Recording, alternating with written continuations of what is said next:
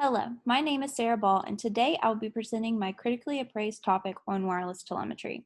The reason that I chose this topic is because I've been working on a wireless EKG product for the past 3 years, and I've entered my idea into two business plan competitions to help raise money to fund the product. I saw this class as an opportunity to further research and learn more about this very interesting and difficult topic, and this presentation will provide an overview of what I have found. From my research, I have found that there have been a lot of studies conducted on the basis of finding and implementing a wireless telemetry device. This wireless connection is between the monitor and the leads, and not the connection between the leads and the patient, which is where I believe the real problem lies. Hospitals that want to implement a wireless telemetry system into their hospitals need to know that they are as reliable and accurate as their wired counterparts. The overall research for the wired connection between the patient and the leads was inconclusive, but for the connection between the monitor and the leads, I have found two different studies that attest to their accuracy. The clinical question that I focused on is, do radio frequencies produce the same data when compared to the wires of a heart monitor EKG? For my PICO, the population that I focused on are the patients because they are the ones that face discomfort when they are connected to the heart monitor. My suggested intervention is to remove the wires that are the source of this discomfort. The control is to use Bluetooth or radio frequencies to replace the wires. The predicted outcome is that the patients will become more comfortable in the hospital setting. Some of the key words that I used in my research were telemetry, heart monitor, wireless, radio frequencies, electromagnetic waves, and electrodes. The criteria that the studies in my critically appraised topic needed to meet were that they needed to compare wired telemetry systems to wireless telemetry systems.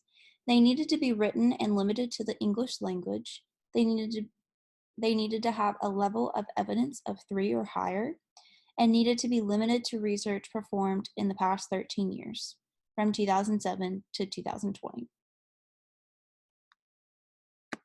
Some exclusion criteria that I set for my critically appraised topic are studies that do not include telemetry systems in the hospital setting, studies that do not compare two or more telemetry systems, one of which needs to be wireless, studies that test the wireless connection between the monitor and the lead rather than the connection between the patient and the lead, and studies that are not in the English language. The first study that I analyzed was a prospective comparative study with a level of evidence of 2 and a Pedro score of 7 out of 11. The population that this study focused on was patients that were suspected of having cardiovascular disease, or CVD. In this study, 2 telemetry systems were assessed and compared in 3 different ways.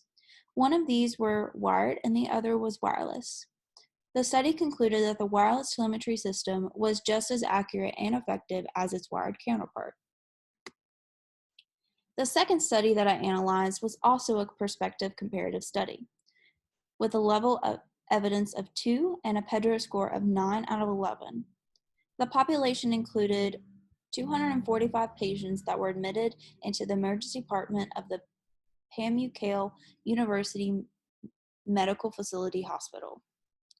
In this study, 2 wireless telemetry systems were compared to find the one that could produce the data the fastest due to the fast-paced environment of the emergency department. The study found that the Infraron microcore ECG produces the data 12% faster than the Nihon Kohden Cardiofax M ECG.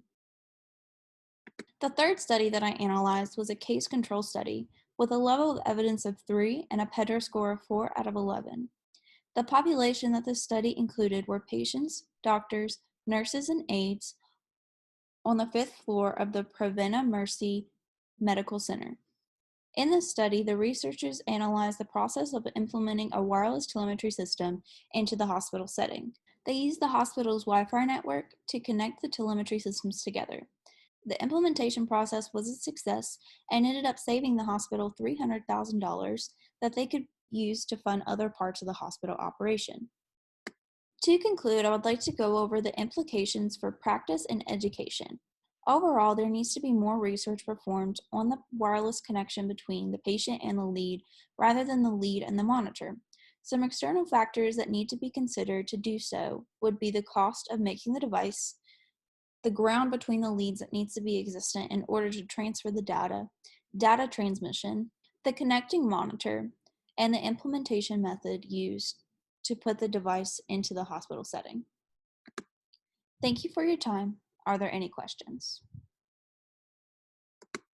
Here are my references for each study. Thank you.